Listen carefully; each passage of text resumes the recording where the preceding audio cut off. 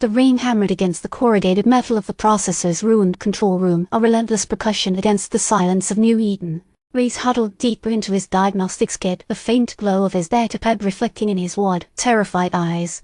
Lieutenant Chen lay unconscious on a pile of salvaged blankets, a livid bruise blossoming on her temple. Sergeant Major Thorne stood motionless by the broken viewport, his face an unsettling mask of serene detachment. "Anything?" Chen's voice was a raspy whisper, a struggle against the lingering effects of the blow. Reyes flinched. "Still nothing, Lieutenant. Comms are completely fried. I'm running diagnostics again, but it's like something's actively blocking the signal." He chewed on his lip, a nervous habit she's witnessed increasingly in the past few hours. Thorne didn't respond. His gaze remained fixed on the rain-lashed forest outside. The trees, unnaturally tall and dense, seemed to press in on the processor, a silent, watchful presence. "Sergeant Major?" Chen asked, her voice strained. "Any ideas?" Thorne slowly turned his head, his eyes, usually sharp and observant, flat and vacant. "Peace," he murmured, the word oddly devoid of emotion. "There is only peace." The hairs on Chen's neck prickled. Thorne's words, his demeanor, was all wrong. They had been escalating ever since the first xeno had emerged. "Sergeant Major, we need to re-establish contact with Kepler 186F. Command is expecting a status report." "They do not understand," Thorne replied, his voice soft, almost hypnotic. "Resistance is unnecessary." He turned back to the viewport. "The forest provides." Chen pushed herself up, wincing at the throbbing pain in her head. She needed to get a grip. Reyes was clearly on the verge of a panic attack, and Thorne was a walking anomaly. "Reyes, focus on the comms. Sergeant Major, I need you to assist Reyes. We're a team, and we're not giving up." Reyes nodded, his fingers trembling as he manipulated the diagnostic controls. Thorne, however, remained unresponsive, a statue of unsettling calm. Suddenly, a tremor shook the processor, rattling the metal walls.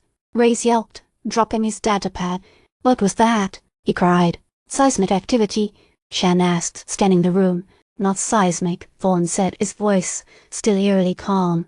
"A resonance." He gestured towards the forest. "They are calling." A low hum began to permeate the air, vibrating through the metal floor and into their bones. The rain seemed to intensify, beating against the processor with renewed ferocity. Chen felt a creeping sense of dread. Who's calling? Thorne didn't answer. He simply raised his hand, pointing towards the forest. Through the driving rain, she saw it. A flicker of movement, a glimpse of jade-green skin, then more. Figures emerging from the trees, their movements synchronized, the forms distorted and unnatural. "Xenos," Reyes whispered, his voice choked with fear. More of them. The figures advanced, moving with an unsettling grace, their eyes glowing with an eerie luminescence. Chen reached for her pulse rifle, her hand shaking. "Reyes, cover me. Sergeant Major, activate the perimeter defenses." Reyes scrambled to his feet, fumbling with his weapon. Thorne remained motionless, his gaze fixed on the advancing xenos. "Sergeant Major," Chen shouted, desperation lacing her voice. Then one of the xenos stepped forward, its form resolving into sharp detail. It raised its hand, mirroring Thorne's gesture. Thorne smiled, a slow, unsettling smile that didn't reach his eyes. "Welcome," he said, his voice echoing the xeno's silent greeting. The xeno reached out and gently touched Thorne's arm. A wave of energy pulsed between them, visible as a shimmering distortion in the air. Chen felt a sudden, debilitating wave of nausea. Her head swam, and her vision blurred. She stumbled backward, collapsing against the wall. "Chen!" Reyes cried, firing a burst of energy at the advancing xenos. The shots deflected harmlessly off their shimmering skin. She tried to focus, to fight the encroaching darkness, but the nausea intensified, blurring the line between reality and hallucination. She heard Reyes' panicked cries, Thorne's unsettlingly calm voice, and the relentless hammering of the rain. Then, everything went black. When she awoke, the rain had stopped. The processor was silent, eerily still. Reyes was gone. The perimeter defenses were down, and Sergeant Major Thorne stood by the viewport, his back to her, a faint, jade-green glow emanating from his skin. "Where's Reyes?"